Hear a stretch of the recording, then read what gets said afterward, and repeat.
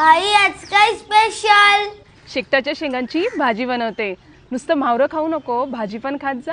तू बनव तर मी खाईल.